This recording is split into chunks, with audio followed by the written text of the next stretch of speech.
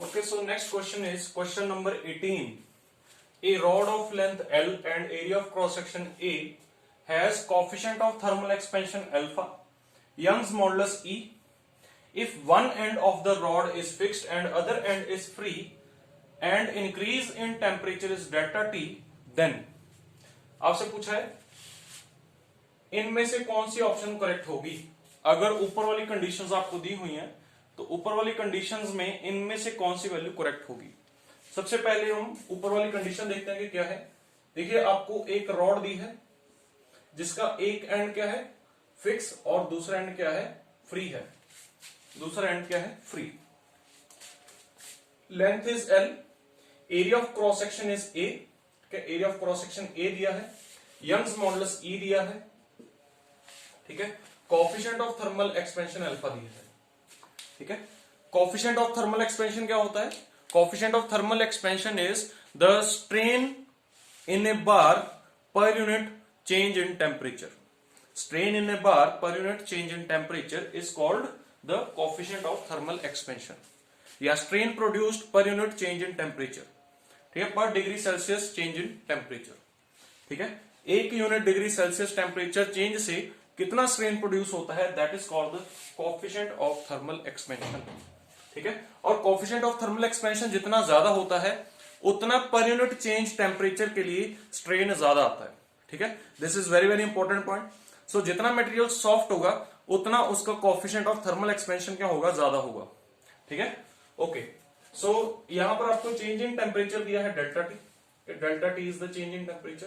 तो आपसे पूछा है कि स्ट्रेस कितना होगा और स्ट्रेन कितना होगा, ठीक है। स्ट्रेस की वैल्यूज आपको दी हैं और ये आपको स्ट्रेन की वैल्यूज दी हैं और इनमें से आपको बताना है कि कौन सी वैल्यू करेक्ट होगी।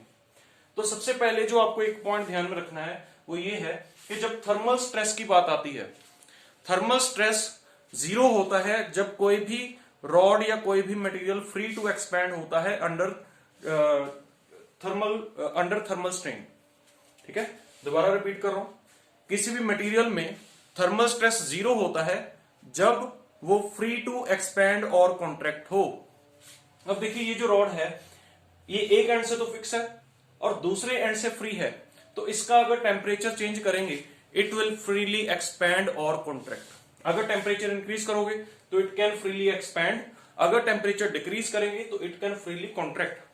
तो जब भी कोई रॉड या जब भी कोई मटेरियल फ्री टू एक्सपैंड या कॉन्ट्रैक्ट हो तो उसमें जो थर्मल स्ट्रेस की वैल्यू होती है वो जीरो होती है। और थर्मल स्ट्रेस की वैल्यू यहां पर दो जगह पर दी है, बी और सी ऑप्शन में, ठीक है। तो बी और सी ऑप्शन में एक करेक्ट होगा। अब आपको देखना है कि स्ट्रेन की वैल्यू कितनी होगी। जैसा कि मैंने आपको बताया था कि कोएफिशिएंट ऑफ थर्मल एक्सपेंशन जो होता है दैट इज स्ट्रेन पर unit change in temperature. Strain पर यूनिट चेंज इन टेम्परेचर होता है या स्ट्रेन पर डिग्री चेंज इन टेम्परेचर, ठीक है। तो अगर स्ट्रेन की बात करें तो स्ट्रेन कितना होगा अल्फा इंटू डेल्टा टी होगा। अब डेल्टा टी अगर पॉजिटिव हो तब स्ट्रेन क्या होगा पॉजिटिव, और डेल्टा टी अगर नेगेटिव हो तो स्ट्रेन क्या होगा नेगेटिव। अब आप यहां पर नोटिस कीजिए कि उसने क्या बोला है increase in temperature, increase temperature बोला है, और जब टेम्परेचर इंक्रीज होगा तो डेल्टा टी क्या होगा पॉजिटिव, और डेल्टा टी पॉजिटिव होगा तो थर्मल स्ट्रेन भी क्या होगा फिर पॉजिटिव होगा। तो ऑप्शन कौन सा करेक्ट होगा इसमें, सी ऑप्शन करेक्ट होगा।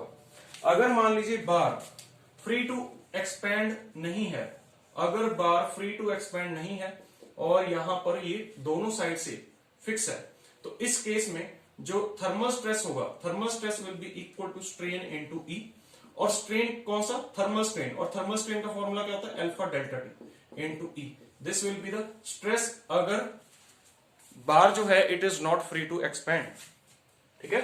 सो ये केस था फ्री टू एक्सपैंड का, तो इसलिए यहां पर थर्मल स्ट्रेस क्या आया है जीरो आया है, ठीक है। अदरवाइज क्या आना था alpha into delta T into E. This is the formula for thermal stress, this is the formula for thermal strain. और एक जो चीज आपसे और पूछी जा सकती है वो क्या है चेंज इन लेंथ, और चेंज इन लेंथ क्या होता है देखिए चेंज इन लेंथ को लिख सकते हैं strain into original length, strain into original length, और स्ट्रेन क्या होता है अल्फा डेल्टा टी, क्योंकि देखिए स्ट्रेन क्या होता है change in length per unit original length, ठीक है। तो अगर हम ओरिजिनल लेंथ के साथ स्ट्रेन को मल्टीप्लाई कर देंगे तो हमारे पास क्या आ जाएगा चेंज इन लेंथ, और चेंज इन लेंथ का जो फॉर्मूला होगा वो कितना होगा alpha delta T into L. This will be the formula for change in length. This will be the formula for thermal strain and this will be the formula for thermal stress. और thermal stress तभी produce होगा जब बार free to expand या contract नहीं है। Thermal stress तब produce नहीं होगा जब बार फ्री टू एक्सपैंड या कॉन्ट्रैक्ट है, ठीक है, तब थर्मल स्ट्रेस की वैल्यू क्या होगी, 0 होगी। So this is the whole concept for thermal stress and strain, ठीक है, ओके।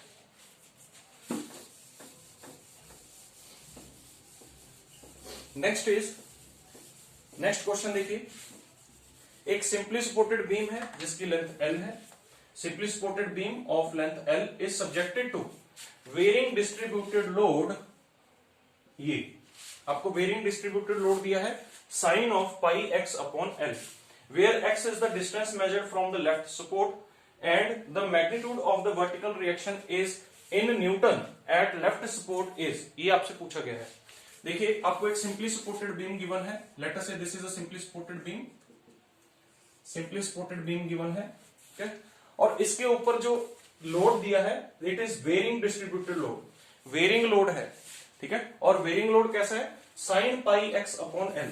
सबसे पहले तो ये आपकी लेफ्ट सपोर्ट है, तो लेफ्ट सपोर्ट से डिस्टेंस जो लिया है वो x लिया है, देखिए यहां पर लिखा है x is the distance measured from the left support, ठीक है, और यहां से अब जो लोड है वो कैसा है, वेरिंग लोड है, और किस नेचर का लोड है, sine pi x upon L। Total length जो है इट इज L, और ये जो इंटेंसिटी है, लोड इंटेंसिटी है, it is sine pi x upon L intensity का लोड है, ठीक है, और यहां पर लिखा है न्यूटन पर मीटर, ओके। साइन कर्व जो होता है, साइन कर्व ऐसा वेव फॉर्म का ही होता है, ठीक है, सो हमने उसी तरीके का यहां पर बनाया है, ठीक है, clear, okay. So this is the load intensity, ठीक है, ये आपकी लोड इंटेंसिटी है।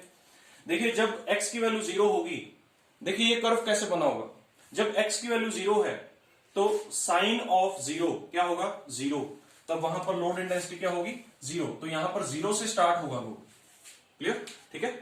x इज इक्वल टू 0 पर लोड की वैल्यू क्या होगी, या लोड की हाइट क्या होगी, 0। जब x is equal to L हो, x is equal to L करिए तो साइन ऑफ पाई, और साइन ऑफ पाई भी क्या होता है, 0, तो यहां पर भी लोड की इंटेंसिटी क्या होगी, 0, ठीक है, इसीलिए वेव यहां से स्टार्ट हुई और यहां पर आके 0 पर ही खत्म हुई। अगर मान लीजिए L/2 डिस्टेंस लें, this is L/2, x is equal to L/2, और L/2 पर x को L/2 पुट करिए तो साइन ऑफ पाई/2, तो यहां पर जो लोड की इंटेंसिटी होगी वो कितनी होगी, 1, ठीक है, 1 न्यूटन पर मीटर। तो x की वैल्यू L/2 पर जो लोड इंटेंसिटी होगी वो कितनी होगी, 1 न्यूटन पर मीटर, ठीक है। तो मैक्सिमम हाइट कितनी, कहां तक जाएगी, 1 न्यूटन पर मीटर तक जाएगी, ठीक है, जो लोडिंग की मैक्सिमम हाइट है। तो अब आपसे क्या पूछा है, magnitude of the vertical reaction in newton at the left support. Left support पर आपसे magnitude of the vertical reaction पूछा है। सबसे पहले अगर इसकी हम फ्री बॉडी डायग्राम बनाएं तो फ्री बॉडी डायग्राम जो आपकी बनेगी वो कुछ इस तरीके से बनेगी। हिंज सपोर्ट है, यहां पर हिंज सपोर्ट है, तो यहां पर दो रिएक्शंस आएंगे, एक हॉरिजॉन्टल रिएक्शन, लेट अस से horizontal reaction is HL and vertical reaction is VL, और यहां पर वर्टिकल रिएक्शन आएगा VR। HL का मतलब है horizontal reaction at the left support, VL का मतलब है vertical reaction at the left support. ये क्या है, vertical reaction at the right support. आपको लेफ्ट और राइट के फॉर्म में दिया है यहां पर, तो उसी तरीके से हमने यहां पर भी लेफ्ट और राइट ले लिया, ठीक है। तो आपसे पूछा है कि vertical reaction at left support क्या होगा, ये आपको कैलकुलेट करना है। बहुत इजी है, देखिए हमारे पास जो कॉन्सेप्ट होता है वो होता है स्टैटिक इक्विलिब्रियम का कॉन्सेप्ट। स्टैटिक इक्विलिब्रियम में हम स्टैटिक इक्विलिब्रियम की इक्वेशंस लगाते हैं। पहली इक्वेशन जो आपकी होती है it is sum of all horizontal forces should be equal to 0। This implies that horizontal force at L is equal to 0, क्योंकि पूरी बीम में सिर्फ एक ही हॉरिजॉन्टल फोर्स आपकी लग रही है, और वो कौन सी फोर्स है, HL, ठीक है। सो HL का सम क्या होना चाहिए, 0 होना चाहिए, ठीक है। Similarly second is sum of all vertical forces should be equal to 0। सभी वर्टिकल फोर्सेस का सम 0 होना चाहिए, ठीक है। और वर्टिकल फोर्सेस कौन कौन सी है, लेफ्ट से स्टार्ट करिए, VL कैसी फोर्स है, अपवर्ड है तो पॉजिटिव। उसके बाद अब ये देखिए ये जो लोड है, अब इस लोड को कैसे डालेंगे, ठीक है, ये लोड है, इसको कैसे लिखेंगे, देखिए हम सिर्फ क्या कर रहे हैं, हम क्या कर रहे हैं, सिंपली वर्टिकल फोर्सेस का सम जीरो करेंगे। वर्टिकल फोर्सेस में पहली फोर्स आई VL, VL is upward force, तो इसलिए उसको क्या लिखा, पॉजिटिव। उसके बाद ये फोर्स आई, अब ये force uniformly varying, sorry uniformly नहीं है, वेरिंग डिस्ट्रीब्यूटेड लोड है, वेरिंग डिस्ट्रीब्यूटेड लोड है और डाउनवर्ड है, तो डाउनवर्ड की वजह से यहां पर कैसा आएगा, माइनस आएगा। और अगर आपको ये लोड बताना है कि टोटल लोड कितना होता है, तो आपको एक चीज जो ध्यान में रखनी है कि लोडिंग डायग्राम का जो एरिया होता है that gives the total load. This is very very important point. Loading diagram का जो एरिया होता है वो क्या बताता है, आपको टोटल लोड बताता है। देखिए फॉर एग्जांपल, अगर मान लीजिए लोड ऐसा हो, यूनिफॉर्मली डिस्ट्रीब्यूटेड लोड, ये देखिए यूनिफॉर्मली डिस्ट्रीब्यूटेड लोड है, W न्यूटन पर मीटर, L लेंथ पर लग रहा है, तो यहां पर टोटल लोड कितना होगा, टोटल लोड कितना होगा, W into L. W into L कैसे आया, हाइट इंटू लेंथ। ठीक है, हमने क्या किया, simply area of the loading diagram कर दिया। ठीक है, अगर मान लीजिए यूनिफॉर्मली वेरिंग लोड होता, ऐसा यूनिफॉर्मली वेरिंग लोड होता, ठीक है, यहां पर होता W न्यूटन पर मीटर और ये होता L, तो इस केस में टोटल लोड कितना आएगा, टोटल लोड सिंपली इसका एरिया कितना आएगा, half into W into L. तो जब भी आपने लोडिंग डायग्राम की वजह से टोटल लोड कैलकुलेट करना होता है, तो आप सिंपली क्या करिए, टोटल जो लोडिंग डायग्राम है उसका एरिया फाइंड कर लीजिए, that area will be the total load. ठीक है, तो यहां पर भी हम यही चीज करेंगे। फिर अगर हमने यहां पर ऐसे किया है, टोटल लोड को कैलकुलेट करने के लिए हमने एरिया कैलकुलेट किया है, तो यहां पर भी हम एरिया ही कैलकुलेट करेंगे। ठीक है, तो वहां पर एरिया कैलकुलेट करते हैं। अब एरिया कैलकुलेट कैसे करेंगे, इसका एरिया अगर आपको कैलकुलेट करना है तो इंटीग्रेशन करनी पड़ेगी। इंटीग्रेशन देखिए कैसे होती है, हम क्या करेंगे, यहां पर एक छोटी सी स्ट्रिप लेंगे, late us say this is a strip. ठीक है, this is a strip at distance x of dx thickness. dx thickness की हमने एक स्ट्रिप ली, ठीक है, dx थिकनेस की स्ट्रिप ली, ठीक है, और x डिस्टेंस पर इसकी जो हाइट है, लेट अस से इट इज y, हाइट कितनी मान ली आपने, y मान ली, और y की वैल्यू क्या है यहां पर, sign pi x upon L. ठीक है, this is the y height. ठीक है, तो अगर हम एरिया ऑफ स्ट्रिप देखें, इसको अभी मैं होल्ड पे रख रहा हूं, ये जो इक्वेशन है इसको अभी होल्ड पे रख रहा हूं, पहले हम एरिया ऑफ स्ट्रिप निकालते हैं। एरिया ऑफ स्ट्रिप, तो एरिया ऑफ स्ट्रिप देखिए क्या होगा, area of strip will be equal to y into dx। लिख सकते हैं, क्योंकि हाइट कितनी है y, थिकनेस कितनी है dx, तो स्ट्रिप का एरिया क्या होगा, y इंटू dx। ठीक है, अगर ऐसी स्ट्रिप्स हम सब जगह पर ले लें और सभी स्ट्रिप्स के एरियाज को ऐड कर दें, तो हमारे पास टोटल एरिया आ जाएगा। तो वही चीज हमने यहां पर करनी है। ठीक है, इसको हमने लिखा dA, ये छोटा एरिया dA था। अगर हमें एरिया A लिखना है, तो एरिया A क्या होगा, इंटीग्रेशन ऑफ dA। ठीक है, तो एरिया A क्या होगा, 0 टू L, x की वैल्यू कहां से कहां तक वेरी कर रही है, 0 टू L। ठीक है, और y की जगह पर क्या लिखेंगे, sign pi x upon L, और यहां पर क्या लिख देंगे, dx। y को हमने x की फॉर्म में लिख दिया है, और x की हमने लिमिट्स पुट कर दी है। x की लिमिट, स्ट्रिप को पूरे एरिया में मूव करवा के देखिए, पूरे एरिया में जब आप स्ट्रिप को मूव करवाएंगे तो x की वैल्यू 0 से लेकर कहां तक जाएगी, L तक जाएगी। ठीक है, तो इसको अब हम क्या करेंगे, इंटीग्रेट करेंगे। देखिए साइन का इंटीग्रेशन क्या होता है, cos पाई x अपॉन एल, और आगे आएगा माइनस। ठीक है, ये होगा इसका इंटीग्रेशन। अब देखिए पाई एक्स अपॉन एल भी पड़ा है साथ में, तो इसका क्या आ जाएगा नीचे, डेरिवेटिव, पाई एक्स अपॉन एल का डेरिवेटिव आ जाएगा नीचे डिनोमिनेटर में। ठीक है, अब इसमें हम क्या करेंगे, लिमिट्स पुट कर देंगे 0 टू एल। क्लियर, सो पहले लिमिट पुट की एल लिमिट पुट करेंगे तो क्या आएगा, देखिए एल अपॉन पाई, ये एल अपॉन पाई आगे आ गया, और minus of cos pi, minus of cos pi, cos pi कितना होता है, cos pi is equal to -1, तो -1 इंटू -1 क्या हो गया, +1। ठीक है, माइनस, अब हम क्या पुट करेंगे, सेकेंड लिमिट जो कि 0 है, 0 पुट किया यहां पर, तो cos 0 क्या होता है, 1, बट उसके आगे एक माइनस भी पड़ा है तो -1, बट ये भी माइनस है, तो एक माइनस ये है, एक माइनस यहां पर और आ गया। ठीक है, -1, और साथ में एल अपॉन पाई यहां पर भी रहेगा। ठीक है, तो इस तरीके से हमने यहां पर लिमिट्स पुट कर दी, और लिमिट्स पुट करने के बाद जो आपके पास एरिया का वैल्यू आया वो कितना आया, 2L upon pi. This is your value of area. ठीक है, क्लियर, यही आपका एरिया है total, this is your area.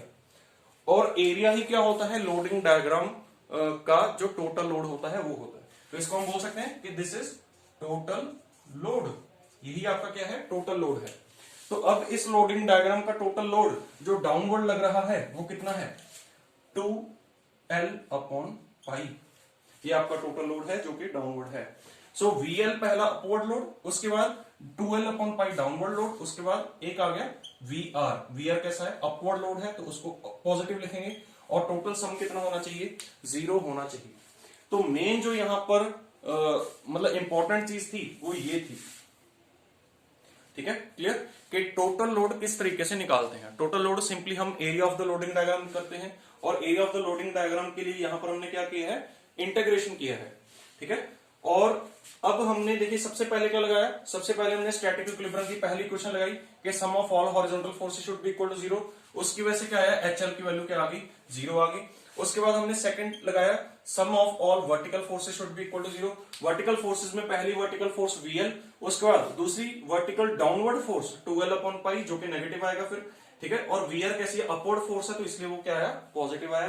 तो इसको सॉल्व करने के बाद हमारे पास जो इक्वेशन बनी वो क्या बनी, VL plus VR is equal to 2L/पाई। ठीक है, सो ये आपके पास क्या आ गई, एक इक्वेशन बन गई है। ठीक है, अब मैं ये वाला पोर्शन यहां से इरेज कर रहा हूं, क्योंकि अभी हमें इसमें निकालना क्या है, हमें लेफ्ट सपोर्ट का रिएक्शन निकालना है।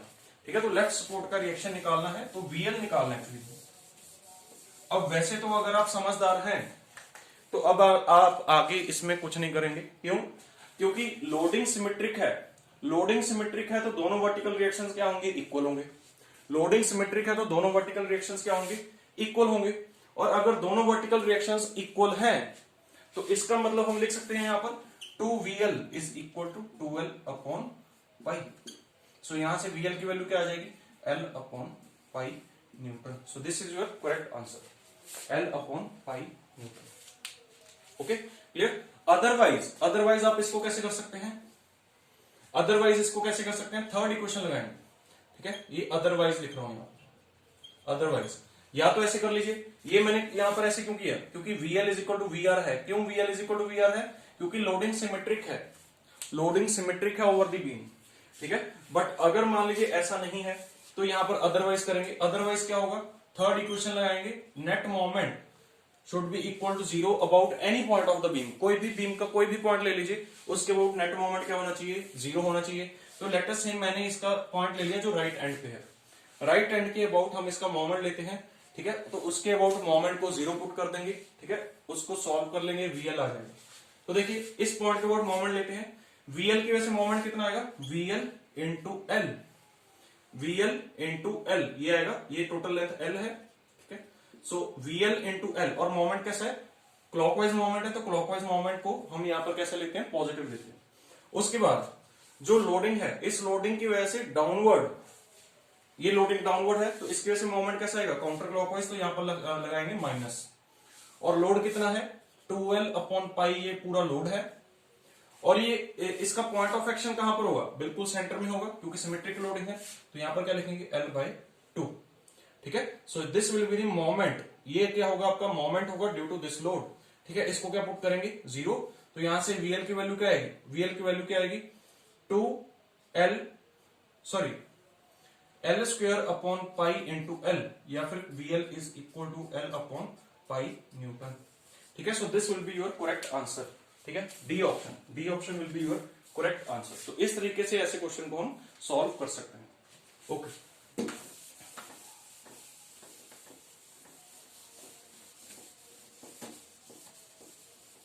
नेक्स्ट क्वेश्चन देखिए, ए torque T is applied at the free end of the stepped rod of circular cross section.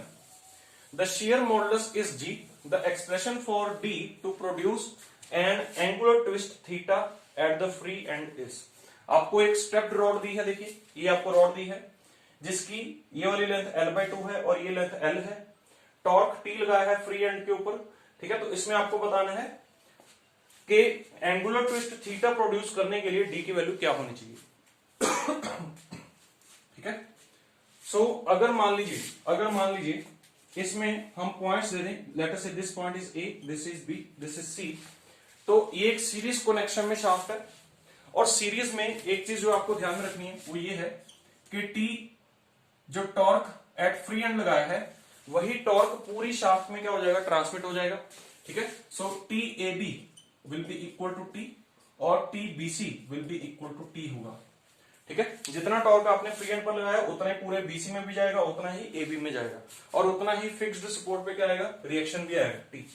ठीक है, सो टॉर्क दोनों शाफ्ट्स में टी ही जाएगा। और उसके अलावा एक चीज जो और आपको ध्यान में रखनी है, थीटा एसी। थीटा एसी का क्या मतलब है, the angular twist at point C with respect to A. Angular twist at C with respect to A, इसको सी ए लिख देते हैं, sorry C A. Angular twist at C with respect to A will be equal to angular twist at C with respect to B plus angular twist at B with respect to A. ठीक है, so this will be your angular twist। और angular twist at C with respect to B कितना होगा, angular twist at B with C with respect to B कितना होगा, T into L या TBC into LBC upon GBC into IPBC। ठीक है, theta का जो फॉर्मूला होता है that is L T upon G I P. ये कहां से आया, ये हमारे पास टॉर्जन इक्वेशन से आया है फॉर्मूला। ठीक है, G theta upon L equals to tau upon R, this is your torsion equation. तो यहां से आप थीटा निकाल सकते हैं, थीटा क्या आएगा, L T upon G I P. तो वही चीज यहां पर लगाई। ठीक है, थीटा बी ए कितना आएगा, T B A L B A upon G B A into I P B A. I P B A, I P क्या है, I P is the polar moment of inertia, polar moment of inertia. ठीक है, बस यहां पर values put करनी है, answer आ जाएगा।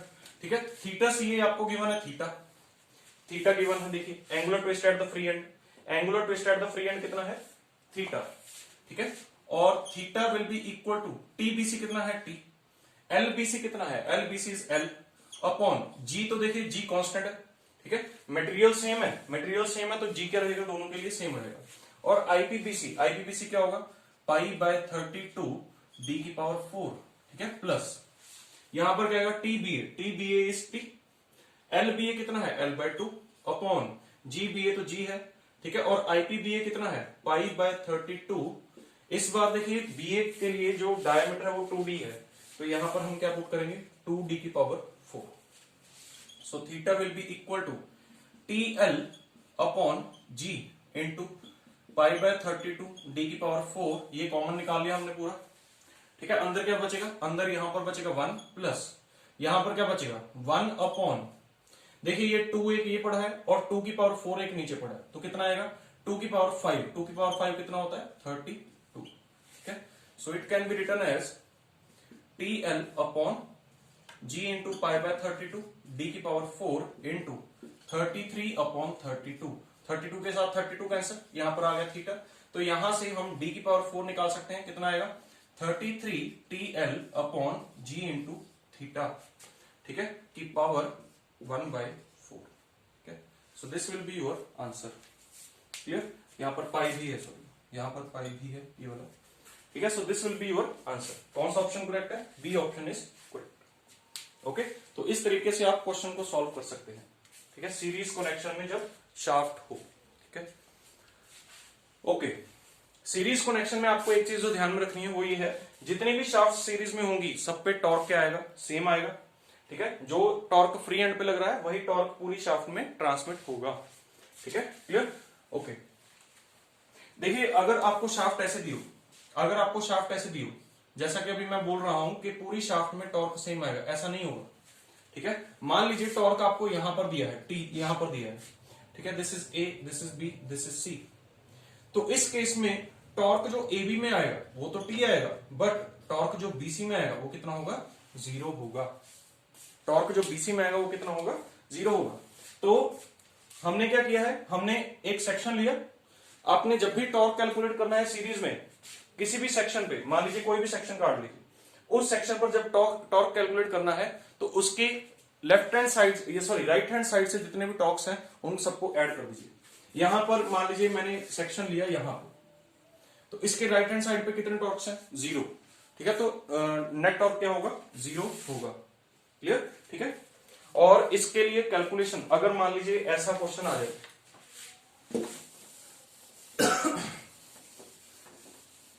टॉर्जन चैप्टर पूरा हमने बहुत डिटेल में डिस्कस किया है ऑन अवर ऐप, ठीक है। वहां पर लेक्चर्स टॉर्जन के पूरे पड़े हैं, ठीक है, आप वहां पर देख सकते हैं।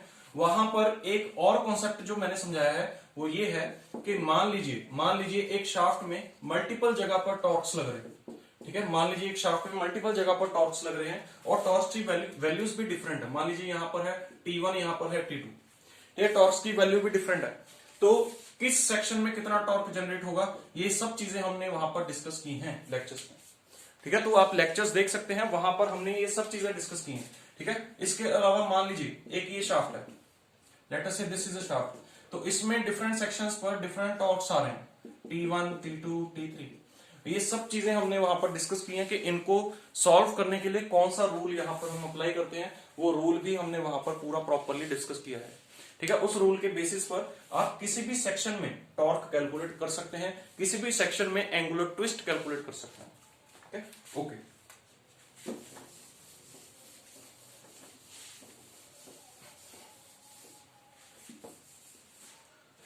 next question is, a simply supported beam is shown, the location of point of the maximum bending moment in the beam from reaction RL। आपको एक बीम दी है, सिंपली सपोर्टेड बीम दी है, ठीक है। सब कुछ उसमें दिया हुआ है, देखिए रिएक्शंस आपको दिए हुए हैं, कैलकुलेट करने की जरूरत नहीं है, ठीक है। रिएक्शंस आपको गिवन है वहां पर। आपसे सिंपली ये पूछा है कि लेफ्ट एंड से कितना दूर जाके बेंडिंग मोमेंट मैक्सिमम आएगा, ठीक है। तो very easy question, for maximum bending moment के लिए क्या कंडीशन होती है, शियर फोर्स डायग्राम शुड, ठीक है, शुड चेंज इट्स साइन। जिस पॉइंट पर शियर फोर्स डायग्राम अपना साइन चेंज करे, उस पॉइंट पर हम क्या बोलेंगे, उस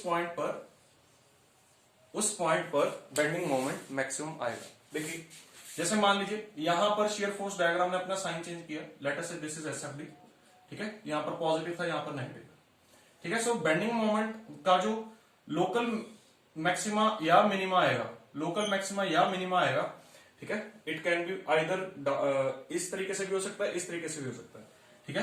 तो वो कहां पर आएगा, जहां पर शियर फोर्स डायग्राम ने अपना साइन चेंज किया है, ठीक है। ऐसा क्यों होगा, क्योंकि हमें ये चीज पता है कि dm/dx जो होता है it is equal to v होता है, ठीक है, क्लियर। तो जहां पर slope of bending moment diagram zero होगा, देखिए यहां पर जीरो है, यहां पर जीरो है। टेंजेंट अगर ड्रॉ करेंगे इस पॉइंट पर तो वो कैसा आएगा, हॉरिजॉन्टल। यहां पर भी अगर टेंजेंट ड्रॉ करेंगे तो कैसा आएगा, हॉरिजॉन्टल। और टेंजेंट हॉरिजॉन्टल होने का क्या मतलब है, स्लोप जीरो मतलब dm/dx जीरो मतलब v जीरो, तो v यहां पर क्या होगा, जीरो होगा, ठीक है। तो जहां पर भी v जीरो हो रहा है वहां पर क्या होगा, बेंडिंग मोमेंट आइदर मैक्सिमा होगा या मिनिमा होगा। तो हमें यहां पर पूछा है कि मैक्सिमम बेंडिंग मोमेंट किस लोकेशन पे होगा, तो जिस लोकेशन पे शियर फोर्स डायग्राम अपना साइन चेंज करेगा उसी लोकेशन पर क्या होगा, बेंडिंग मोमेंट मैक्सिमम होगा, ठीक है। तो अगर हम इसका शियर फोर्स डायग्राम बनाएंगे तो शियर फोर्स डायग्राम इसका बना के देखते हैं, वहां से आपको क्लैरिटी हो जाएगी कि इसमें कहां पर बेंडिंग मोमेंट मैक्सिमम आएगा, ठीक है। तो late us say this is the beam, इसका हम SFD बनाएंगे। SFD बनाने के लिए सिंपली क्या होता है, जहां पर भी कॉन्सेंट्रेटेड लोड होता है वहां पर कॉन्सेंट्रेटेड लोड की डायरेक्शन में जाना है, उतना ही जाना है जितना कॉन्सेंट्रेटेड लोड का मैग्नीट्यूड है। उसके बाद जहां पर यूडीएल आता है वहां पर इंक्लाइंड लाइन बनती है, ठीक है, इंक्लाइंड लाइन बनती है, ठीक है। ओके, सो पहले यहां पर क्या है, RL। पहले मैं यहां पर लोडिंग डायग्राम एक बार बना देता हूं। दिस इज RL, ठीक है, 8 kilo Newton, this is 4 kilo Newton, okay. और यहां पर आपका यूडीएल लग रहा है पूरा, दिस इज योर यूडी, ठीक है, 8 किलो न्यूटन पर मीटर, सॉरी 3 किलो न्यूटन पर मीटर, ठीक है। ये आपका लोडिंग डायग्राम है, ठीक है। इसमें ये डिस्टेंस आपको दिया है 4 मीटर और ये डिस्टेंस दिया है 2 मीटर। तो इसके लिए हमें SFD बनाना हमें, ठीक है। तो SFD देखिए कैसे बनाएंगे।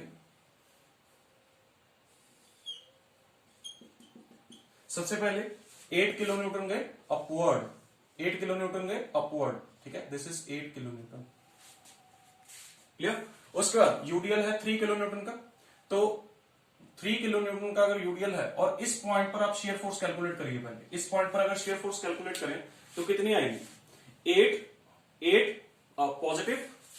अगर मान लीजिए ये ए पॉइंट है, ये बी पॉइंट है और ये सी पॉइंट है, तो shear force at B will be equal to +8 -3 into 4, 3 into 4 कितना आएगा -4। तो यहां पर जो शियर फोर्स आएगी वो कितनी आएगी -4। ठीक है, सो ये शियर फोर्स डायग्राम कुछ इस तरीके से चलेगा। ठीक है, ओके। बी पॉइंट पर आपकी शियर फोर्स कितनी है -4, तो इस वजह से बी पॉइंट पर हमने -4 प्लॉट कर दिया। इस पॉइंट को इस पॉइंट के साथ हमने इंक्लाइंड स्ट्रेट लाइन के साथ जोड़ दिया। अब आप देख सकते हैं कि यहां पर आपकी shear force diagram sign change कर रही है, यहां पर साइन चेंज हो रहा है शियर फोर्स डायग्राम का।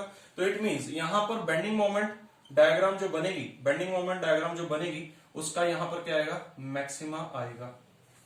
ठीक है, तो हमें इस पॉइंट की लोकेशन कैलकुलेट करनी है। इस पॉइंट की लोकेशन कैलकुलेट करने के लिए आपको सिंपली क्या करना है, आप मान लीजिए यहां से x डिस्टेंस पर शियर फोर्स जो है वो 0 है, तो SF at x is equal to 0 है।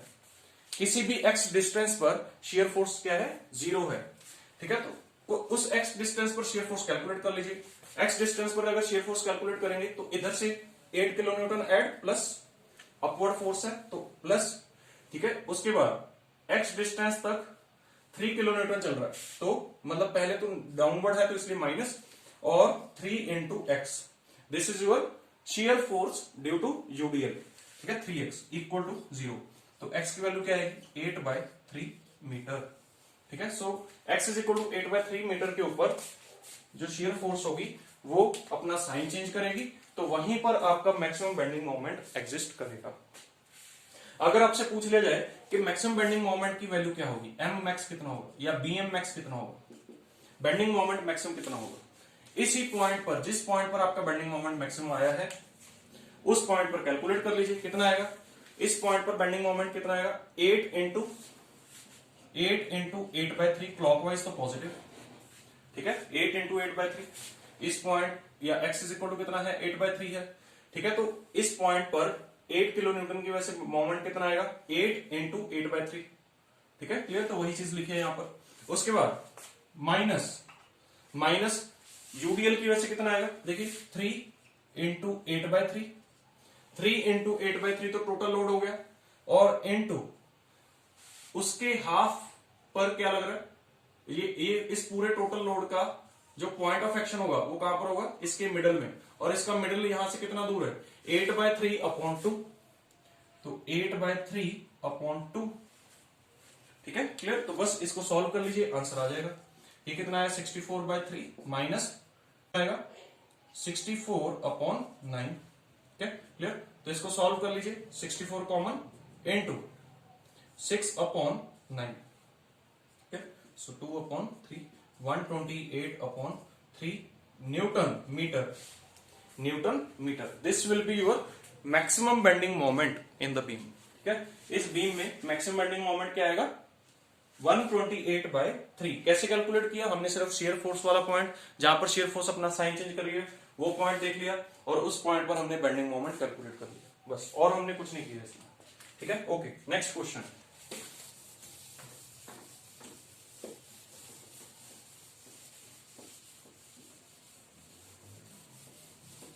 Next question is, in a simply supported beam loaded as shown in figure the maximum bending moment, इसमें भी मैक्सिमम बेंडिंग मोमेंट पूछा है इस बार। ठीक है, सो सबसे पहले तो जो लोडिंग डायग्राम है, लोडिंग डायग्राम बनाते हैं, कैसे होगी, this is simply supported beam. ठीक है, पूरी लेंथ कितनी है 1 मीटर की लेंथ है। ठीक है, और बिल्कुल मिडल में एक आर्क है, इस आर्क के ऊपर यहां पर लोड लगा हुआ है। ठीक है, तो इस लोड को हमें बीम पर दिखाना है, तो कैसे दिखाते हैं, सिंपली क्या करेंगे, इस लोड को उठा के यहां पर रख देंगे। ठीक है, तो इस लोड को उठा के यहां पर रख दिया 100 न्यूटन। ठीक है, सिंपली उस लोड को उठाया और वहां पर रख दिया, इस पॉइंट पर रख दिया, यहां से उठाइए और यहां पर रख दीजिए। ठीक है, क्लियर, इस तरीके से। ओके, तो वो हमने लोड को रख दिया है। उसके बाद इस लोड की वजह से इस पॉइंट के अबाउट एक मोमेंट भी एग्जिस्ट कर रहा है। वो मोमेंट कैसा है, देखिए इस लोड की वजह से इस पॉइंट के अबाउट मोमेंट कितना होगा वो हमें चेक करना है। तो क्या होता है, मोमेंट क्या होता है, it is force into perpendicular distance of the line of action of force from that point. इस पॉइंट से इस फोर्स के लाइन ऑफ एक्शन का डिस्टेंस कितना है 100 मीटर या 100 mm, सॉरी 100 mm। तो क्या लिख सकते हैं कि इसकी वजह से या 100 न्यूटन की वजह से जो मोमेंट आएगा, पहली बात वो कैसा आएगा, मोमेंट देखिए कैसा आ रहा है, ये डायरेक्शन क्लॉकवाइज, और कितना होगा 100 न्यूटन इंटू 100 mm। ठीक है, so this will be your moment, concentrated moment, और इसको हम क्या लिख सकते हैं 10 न्यूटन मीटर। ठीक है, तो ये आपका क्या हो गया, मोमेंट हो गया। ठीक है, क्लियर। अब यहां पर हम इसका फ्री बॉडी डायग्राम बना सकते हैं। ठीक है, तो इस पॉइंट पर 100 न्यूटन लोड लग रहा है और कॉन्सेंट्रेटेड मोमेंट कितना लग रहा है 10 न्यूटन मीटर। तो ये आपका सिंपली फ्री बॉडी डायग्राम है। This distance is 500 mm and this distance is also 500 mm। okay? अब आपको यहां पर रिएक्शंस कैलकुलेट करने हैं, VA, HA और VB। ठीक है, ये पॉइंट A है, ये पॉइंट क्या है B पॉइंट है, और ये पॉइंट C है। okay? तो रिएक्शन जब हम कैलकुलेट करते हैं बहुत सिंपल प्रोसेस है। कैसे करते हैं, सिग्मा FH इक्वल टू 0, सभी हॉरिजॉन्टल फोर्सेस का सम 0, तो इसका मतलब क्या हो गया HA will be equal to 0। okay? Similarly sigma FV equal to 0, सभी वर्टिकल फोर्सेस का सम 0। वर्टिकल फोर्सेस कौन कौन सी हैं, VA पॉजिटिव क्योंकि अपवर्ड है, उसके बाद कौन सी फोर्स आ रही है वर्टिकल, डाउनवर्ड 100। ठीक है, उसके बाद कौन सी आ रही है अपवर्ड VB। ठीक है, इक्वल टू 0, तो VA plus VB will be equal to क्या आएगा 100 आएगा। ठीक है, clear. This will be your vertical force, sorry sum of vertical forces. ठीक है, उसके बाद सिग्मा M मतलब net resulted moment about any point of the beam should be equal to 0, और हम यहां पर जनरली कौन सा पॉइंट लेते हैं, B पॉइंट लेते हैं। आप बीम के किसी भी पॉइंट के अबाउट नेट मोमेंट निकाल लो 0 ही आएगा। ठीक है, बट हमें B पॉइंट के अबाउट यहां पर लेना है, B पॉइंट के अबाउट लेने से हमारी कैलकुलेशन जो है वो इजी हो जाती है। ठीक है, सो इसको हम 0 पुट करेंगे, तो B पॉइंट के अबाउट मोमेंट लीजिए कितना आएगा, पहले VA की वजह से आएगा, VA की वजह से कितना आएगा VA इंटू 1, ये डिस्टेंस पूरा कितना है 1 मीटर है। क्या, तो VA इंटू 1, ये क्लॉकवाइज मोमेंट आया तो पॉजिटिव। उसके बाद 100 की वजह से कितना आएगा 100 इंटू 0.5, और ये कैसा मोमेंट है काउंटर क्लॉकवाइज है तो इसलिए माइनस। ठीक है, एक मोमेंट देखिए यहां पर कॉन्सेंट्रेटेड मोमेंट भी पड़ा कितना 10, कॉन्सेंट्रेटेड मोमेंट कितना पड़ा है 10, और ये कैसा है क्लॉकवाइज मोमेंट है तो इसलिए इसको क्या लिखेंगे प्लस।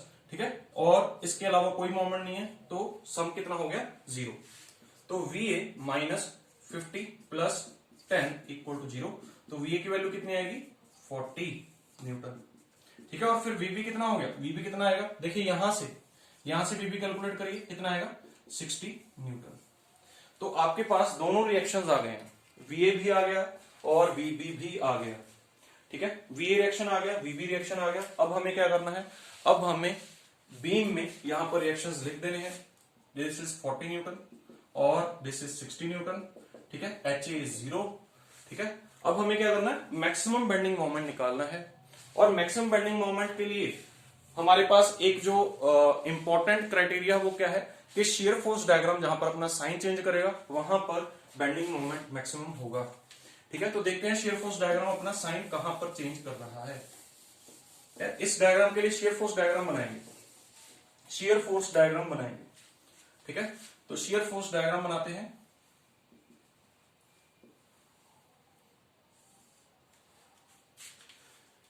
शियर फोर्स डायग्राम पहले यहां से अपवर्ड जाएंगे कितना 40, क्या अपवर्ड गए, उसके बाद यहां पर नो लोड के लिए शियर फोर्स डायग्राम कैसा होता है हॉरिजॉन्टल। ठीक है, दिस इज SFD।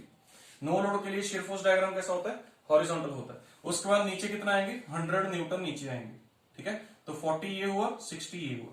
ठीक है, उसके बाद देखिए नो लोड है तो फिर से हॉरिजॉन्टल लाइन, अब यहां पर 60 न्यूटन अपवर्ड। ओके, सो ये होगा आपका शियर फोर्स डायग्राम, और शियर फोर्स डायग्राम में अपना साइन कहां पर चेंज किया, इस पॉइंट पर चेंज किया है, जो कि कितना डिस्टेंस है 0.5 मीटर पर है। ठीक है, तो अगर आप इस पॉइंट पर C पॉइंट पर बेंडिंग मोमेंट कैलकुलेट कर लेते हैं तो वही बेंडिंग मोमेंट आपका मैक्सिमम आएगा। ठीक है, क्लियर। तो अब हम यहां पर एक बेंडिंग मोमेंट डायग्राम बनाते हैं। पहले देखिए मैंने आपको यहाँ पर एक इंपॉर्टेंट पॉइंट अभी यहाँ पर डिस्कस करेंगे, that point is very very important. ठीक है, ये है बीएमडी। देखिए बेंडिंग मोमेंट जब आप कैलकुलेट करते हैं तो पहले तो ए पॉइंट पर जो बेंडिंग मोमेंट आएगा वो कितना आएगा।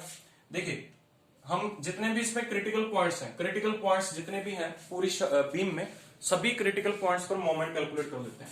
एम में कितना आएगा 0, एम बी कितना आएगा 0, ठीक है, एम में कितना आएगा 0, एम बी भी कितना आएगा 0 आएगा। और अब हम देखते हैं एम सी पॉइंट पर मोमेंट कितना आएगा। This is very very important. ठीक है, सी पॉइंट का मोमेंट बहुत इंपॉर्टेंट है। ठीक है, देखते हैं क्या होगा।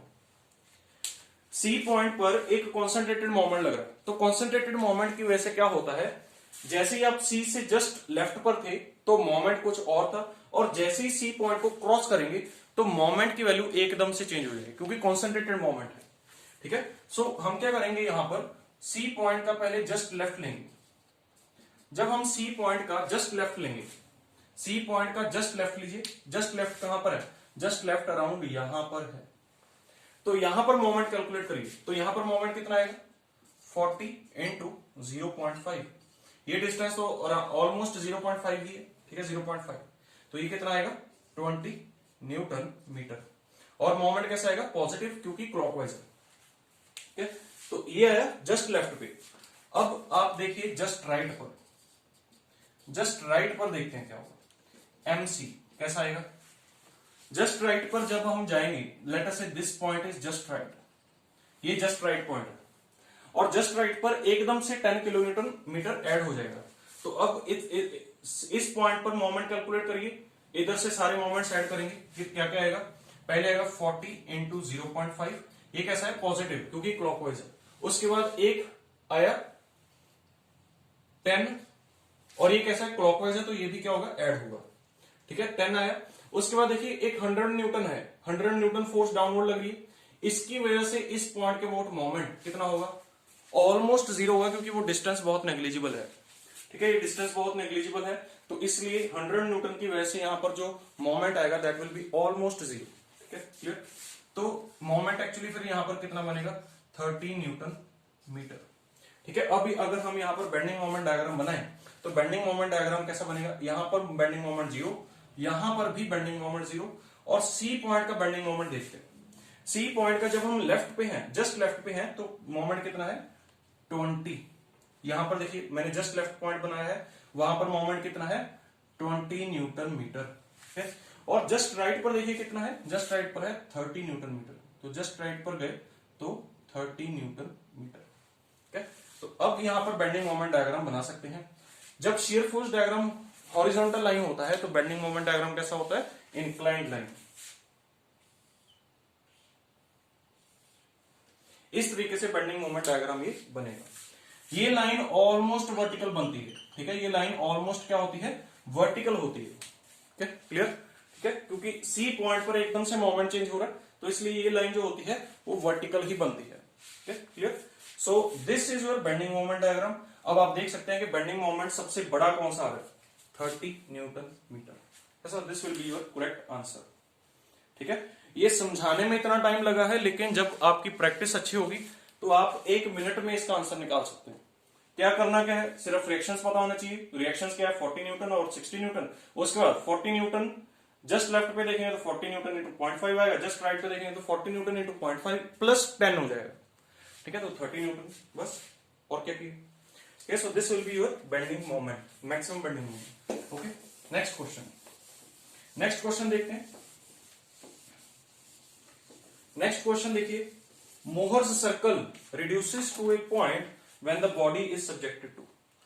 Mohr's circle point बन जाता है, Mohr's circle point बन जाता है जब बॉडी पर इनमें से कौन सी लोडिंग होती है। ठीक है, देखते हैं। पहला केस है pure shear. Pure shear, pure shear का केस जो होता है, इसमें मोहर सर्कल जो होता है it is not a point Mohr circle. इसमें जो मोहर सर्कल बनता है वो कैसा बनता है, रेडियस टाउ। क्लियर, और सेंटर कौन सा होता है, ओरिजिन होता है। क्लियर। देखिए जब भी आपने मोहर सर्कल बनाना है तो मोहर सर्कल बनाने का आपके पास सिंपल सा तरीका है।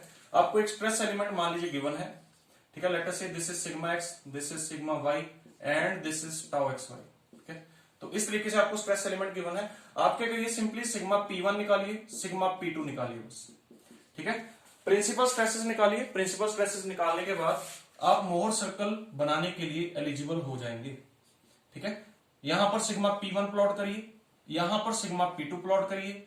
ठीक है, और दोनों को डायमीटर एज्यूम करके सर्कल बना दीजिए। That circle will be A Mohr circle. ठीक है, सो यहां पर भी हमने यही चीज की है। हमने सिंपली प्रिंसिपल स्ट्रेसेस कैलकुलेट किए। प्रिंसिपल स्ट्रेसेस कैलकुलेट करने के बाद जो आपका यहां पर सिग्मा P1 आएगा, देखिए मैं आपको बता देता हूं। प्योर शियर के लिए, प्योर शियर के लिए sigma P1, 2 will be equal to, formula जो होता है that is sigma x plus sigma Y by 2 plus minus half under root sigma x minus sigma Y का होल का square plus 4 tau x Y का square. This is the formula for principal stresses.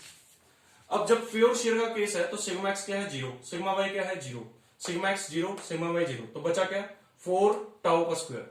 ठीक है, तो sigma P1, 2 क्या आएगा plus minus tau. तो sigma P1 की वैल्यू क्या है टाउ और सिग्मा P2 की वैल्यू क्या है माइनस टाउ। ये आया प्योर शियर के केस में। जब प्योर शियर है या प्योर टॉर्जन का केस है तब वहां पर जो प्रिंसिपल स्ट्रेसेस है वो प्लस टाउ और माइनस टाउ है। ठीक है, तो सिग्मा P1 को plus tau, this is plus tau comma 0, और sigma P1 minus tau comma 0। ठीक है, बस उनको डायमीटर एज्यूम करके सर्कल बना लिए। ठीक है, दैट विल बी द मोहर सर्कल। तो ए ऑप्शन तो इसकी इनकरेक्ट है क्योंकि ए ऑप्शन में Mohr circle, point Mohr circle नहीं होता है। ठीक है, देखते हैं दूसरा case, uniaxial stress. Uniaxial stress में क्या होगा, स्ट्रेस एलिमेंट आपका इस तरीके से होगा, सिग्मा सिग्मा। ये आपका यूनिएक्सियल का केस है। तो इसमें अगर आपसे सिग्मा P1, 2 पूछे जाए तो क्या होंगे, इट विल बी सिग्मा। देखिए इस फॉर्मूला में पुट करिए, this is your principal stress का फॉर्मूला। ठीक है, तो सिग्मा बाय 2, सिग्मा वाई तो 0 है, सिग्मा एक्स की वैल्यू हुई है सिर्फ प्लस हाफ, और यहां पर सिग्मा का स्क्वायर प्लस 4 इंटू 0 का स्क्वायर। ठीक है, तो ये क्या बनेगा sigma by 2 plus minus sigma by 2। तो यहां पर सिग्मा P1 जो आएगा दैट विल बी सिग्मा, और सिग्मा P2 जो आएगा वो क्या आएगा 0। जब हम यहां पर प्लस पुट करेंगे तो सिग्मा P1 आएगा, जब माइनस पुट करेंगे तो सिग्मा P2 आएगा। तो इस केस में मोहर सर्कल जो बनेगा, मोहर सर्कल कैसा बनेगा, सिग्मा P1 की वैल्यू क्या है सिग्मा, 0। ठीक है, और सिग्मा P2 की वैल्यू क्या है 0। ठीक है, तो यहां पर इन दोनों को डायमीटर एज्यूम करके मोहर सर्कल बनाइए, तो ये मोहर सर्कल आपका बनेगा which is not a point Mohr circle. तो B option is also correct, incorrect. B option is also incorrect. Uniaxial stress के लिए भी Mohr circle, point Mohr circle नहीं बनता है। देखिए ये एक क्वेश्चन से आपको कितना कुछ पता चल रहा है, एक ही क्वेश्चन से कितना कुछ पता चल रहा है। प्योर शेयर का मोहर सर्कल भी हमने बना लिया, यूनिएक्सियल स्ट्रेट का भी बना लिया। ठीक है, और आपको प्रिंसिपल स्ट्रेस का फॉर्मूला भी पता चल गया कि प्रिंसिपल स्ट्रेस का फॉर्मूला क्या होता है। ठीक है, और अगर आप इसमें से sigma x plus sigma y हटा दें तो सिर्फ ये वाला जो पार्ट बचता है it is your radius of Mohr circle. इसको हम बोलते हैं रेडियस ऑफ मोहर सर्कल। ठीक है, तो ये भी आपको देखिए पता चल गया। अब देखते हैं C option. C option check करते हैं कि सी ऑप्शन क्या मोहर सर्कल को पॉइंट मोहर सर्कल बनाती है या नहीं बनाती। सी ऑप्शन में क्या है, equal and opposite axial stresses on the two mutually perpendicular directions. देखिए दो म्यूचुअली परपेंडिकुलर प्लेन्स हैं, these are two mutually perpendicular planes. दोनों पर इक्वल स्ट्रेस लग रहा है पर ऑपोजिट लग रहा है। इक्वल स्ट्रेस मतलब सिग्मा, बट ऑपोजिट है। ऑपोजिट मतलब यहां पर अगर टेंसाइल है तो यहां पर क्या होगा कंप्रेसिव, अगर यहां पर कंप्रेसिव है तो यहां पर क्या होगा टेंसाइल। ठीक है, तो ऐसे केस में अगर आपसे सिग्मा P1 और 2 पूछे जाए तो क्या आएंगे, देखिए फॉर्मूला वही है sigma x plus sigma Y by 2। ठीक है, तो सिग्मा एक्स की वैल्यू क्या है sigma plus minus sigma upon 2 plus minus half under root sigma x कितना है sigma minus sigma x minus sigma, ठीक है, का होल का स्क्वायर प्लस 4 इंटू 0 का स्क्वायर। 0 का स्क्वायर क्यों, क्योंकि यहां पर कोई भी शेयर स्ट्रेस नहीं है। यहां पर देखिए लिखा है plane being free of shear, planes पर शेयर नहीं लग रहा है। ठीक है, सो इसको सॉल्व करने के बाद जो आपके पास आंसर आएगा that will be sigma by 2, sorry this will be equal to 0 plus minus half under root, ये क्या आएगा, देखिए सिग्मा प्लस सिग्मा 2 सिग्मा तो 4 सिग्मा का स्क्वायर। या फिर इसको लिख सकते हैं प्लस माइनस सिग्मा P1, 2। तो सिग्मा P1 की वैल्यू क्या आई प्लस सिग्मा P2 की वैल्यू क्या आई माइनस सिग्मा। इसका मोहर सर्कल अगर बनाएंगे तो प्लस सिग्मा ये है और माइनस सिग्मा ये है, ठीक है। तो अगर यहां पर मोहर सर्कल बनेगा तो वो कुछ ऐसा बनेगा। तो मींस इस केस में भी पॉइंट मोहर सर्कल नहीं बन रहा है, ठीक है, क्लियर। पॉइंट मोहर सर्कल नहीं बन रहा है, ठीक है। So this is also an incorrect option. अब देखते हैं डी ऑप्शन। डी ऑप्शन देखते हैं। डी ऑप्शन में क्या बोला है, equal axial stress on two mutually perpendicular planes, the planes being free of shear. दो म्यूचुअली परपेंडिकुलर प्लेन्स पर इक्वल नॉर्मल स्ट्रेसेस लग रहे हैं, इक्वल नॉर्मल स्ट्रेसेस लग रहे हैं, ठीक है, और दोनों पर शियर नहीं आ रहा कोई। तो यहां पर सिग्मा P1, 2 जो है वो कैसा आएगा, देखिए फिर से वही formula sigma x plus sigma Y. तो sigma plus sigma by 2 plus minus half under root sigma minus sigma का स्क्वायर प्लस 4 इंटू 0 का स्क्वायर, ठीक है। सो यहां पर क्या आएगा सिग्मा प्लस माइनस 0, ठीक है। सो सिग्मा P1 की वैल्यू क्या है सिग्मा P2 की वैल्यू क्या है सिग्मा। तो अब यहां पर मोहर सर्कल बनाइए, सिग्मा P1 की वैल्यू क्या है सिग्मा, ठीक है, और सिग्मा P2 की भी वैल्यू क्या है सिग्मा। तो अब यहां पर जो डायमीटर बनेगा मोहर सर्कल का वो क्या आएगा 0 आएगा। तो diameter will be 0 in case of Mohr circle for this particular option. तो ये ऑप्शन आपकी क्या होगी करेक्ट होगी, क्यों, क्योंकि यहां पर डायमीटर 0 है मोहर सर्कल का, तो मोहर सर्कल एक तरह से पॉइंट की फॉर्म में आ रहा है, ठीक है, clear. So this is your correct option, ठीक है। सो हमने चारों ऑप्शंस के लिए मोहर सर्कल बना के देखा, हमारे पास इसी ऑप्शन में पॉइंट मोहर सर्कल हमें मिला है, ठीक है, clear, okay.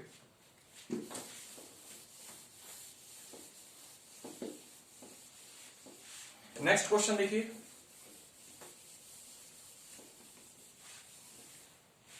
Next question is the strain energy in U in case of axially loaded bar is expressed as. आपको P लोड दिया है, L is the length of the bar, area of cross section A दिया है, E is the Young's modulus, sigma is the axial stress, L is the elongation, sorry delta L is the elongation due to axial load, ठीक है। तो ये सब चीजें आपको दी हुई हैं। आपसे पूछा है कि स्ट्रेन एनर्जी का फॉर्मूला क्या होगा, ठीक है। देखिए जो स्ट्रेन एनर्जी होता है, स्ट्रेन एनर्जी जैसा कि मैंने आपको पहले भी बताया, स्ट्रेन एनर्जी को रेजिलेंस भी बोलते हैं। एंड जब भी आप किसी बॉडी को डिफॉर्म करते हैं with in the elastic limit, तो जो आपने डिफॉर्मेशन में वर्क किया है that work is stored in the form of A energy in the material, ठीक है। और वही एनर्जी जो है वो मटेरियल यूज करता है to regain its original shape and size on unloading, ठीक है। और उसी एनर्जी को हम क्या बोलते हैं स्ट्रेन एनर्जी बोलते हैं, ठीक है। और स्ट्रेन एनर्जी जो होगा it will be equal to half into P into delta L, half into P into delta L। और डेल्टा L क्या है change in length, change in length का फॉर्मूला क्या होता है PL अपॉन AE होता है, ठीक है। सो इसको हम लिख सकते हैं P into PL upon AE। AE को क्या बोलते हैं, AE को बोलते हैं एक्सियल स्टिफनेस, ठीक है, AE को बोलते हैं एक्सियल स्टिफनेस, ठीक है, क्लियर, ओके। सो इसको लिख सकते हैं P square L upon 2AE, this will be your strain energy, ठीक है, क्लियर। अब देखिए एक और इंपॉर्टेंट पॉइंट यहां पर, this is your strain energy. अगर हम इसको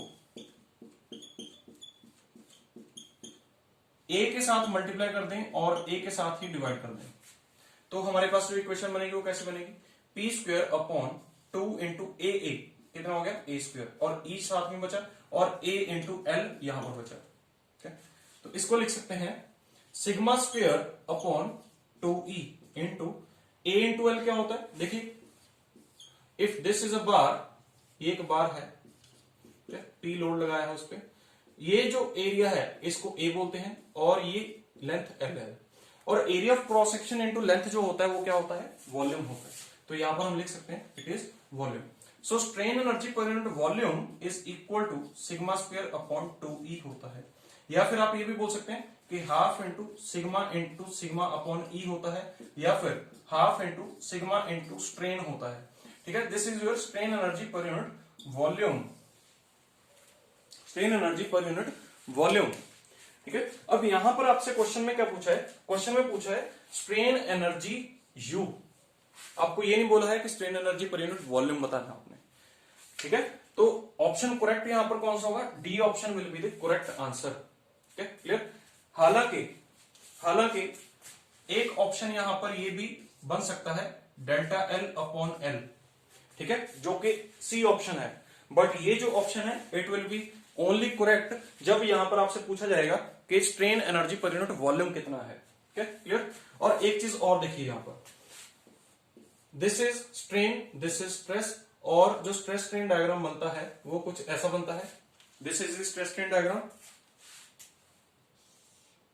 ये आपका स्ट्रेस स्ट्रेन डायग्राम है। ओके, तो मान लीजिए आपने लोडिंग यहां तक की, यहां तक लोडिंग करने पे आप जो बार है उसमें स्ट्रेन एनर्जी स्टोर होगी, और वो स्ट्रेन एनर्जी कितनी होगी, this is strain, this is stress. ठीक है, वो स्ट्रेन एनर्जी कितनी होगी, half into stress into strain, half into stress into strain, जो हमने यहां पर फॉर्मूला बनाया है देखिए। ठीक है, half into stress into strain, तो ये क्या है, ये भी तो वही है, half into stress into strain, area जो है।